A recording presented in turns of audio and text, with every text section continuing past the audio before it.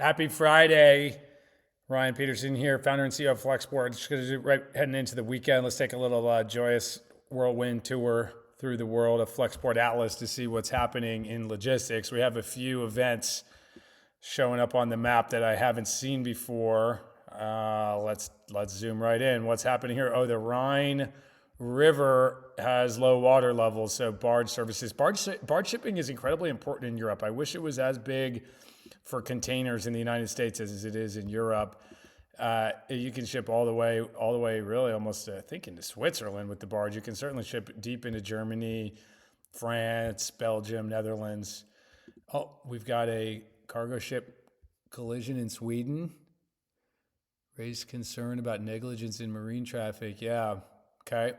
Cargo ship crash there. What else happened in Sweden? Oh my goodness, an explosion on July 28th. Oh, that's 3 days ago. I didn't pick that up last time. Okay, that's explosion there. What's happening in Poland?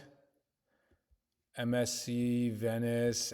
That's not really newsworthy. Okay, whatever. Yellow is usually nothing. It's the red ones that tend to be crazy. Yeah, this is going to be Ukraine. Black Sea ship attacks escalate.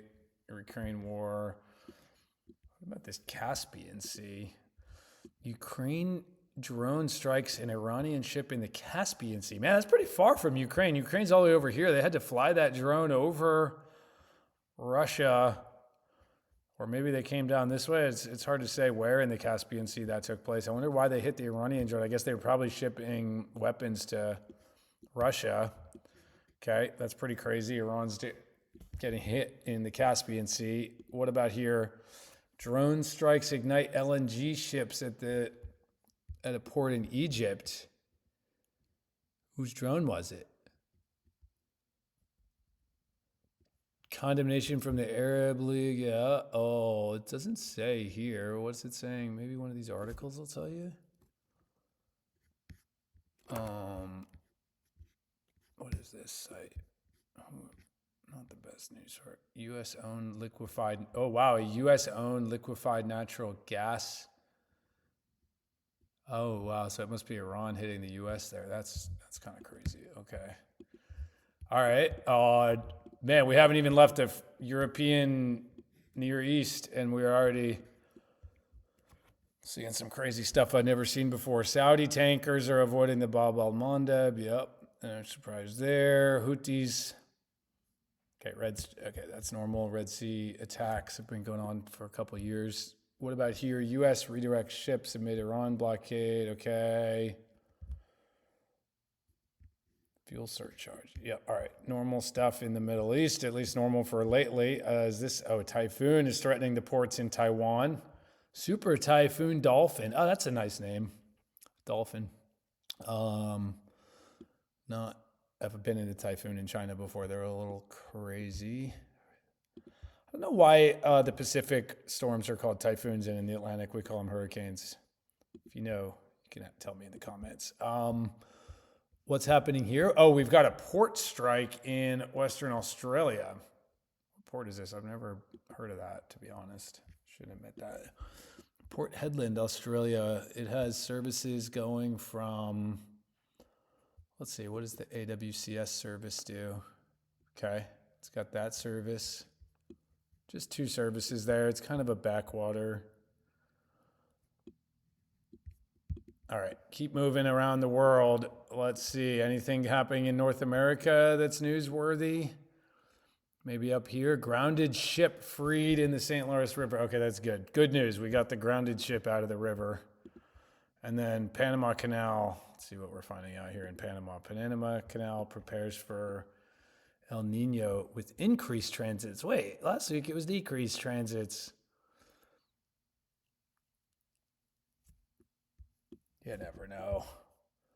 I will say Atlas has a bit of the vibe of only showing you bad news. We should probably add some happiness. It's not all bad. Global trade is growing.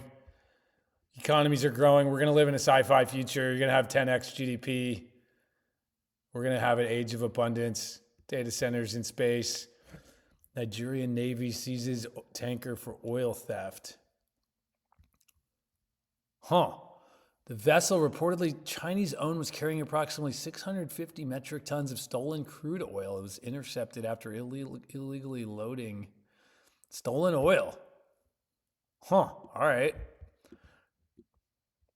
Taking things back into their own hands. And there's a new feeder service in Africa. Good.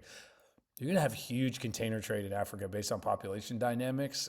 It's expected like in 50 years that Africa is going to have the majority of world trade, or it's going to be as big as some of the big trade lanes today. Today, it really is a backwater.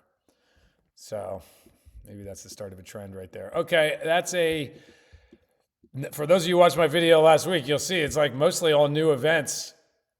Oh wait, Arctic container voyage. This is kind of fun. What is it? Launching the country's first container shipping route via the northern sea route to Europe. Oh, all right. Where's that ship? I don't know. We need to make sure we got it in Flexport Atlas. Service is scheduled to commence on August 22nd. All right, we'll be checking back in on this one, connecting Busan with key European ports. Yeah, I mean, there's not much container shipping in the Arctic. These are only container ships on Flexport Atlas. We kind of did that on purpose because I find marine traffic and those other things are kind of full of noise. They have every boat in the world. And if you just want to see container ships like I do, that's what this is designed for. Let's see what kind of ships are going through the Arctic right now, actually. Tenda, who owns this thing? Let me get Vanuatu. No, that's fake. What is this thing? Sailing under the Vanuatu flag. Where's it going? We don't have a schedule for this one, so we just see their GPS coordinates. Usually these are kind of like Russian ships sailing around out here. Yeah, like very rare that you'll actually see a container ship transit. Obviously, it's only in the summer that they do that, and it's pretty rare that they'll actually cross the Arctic.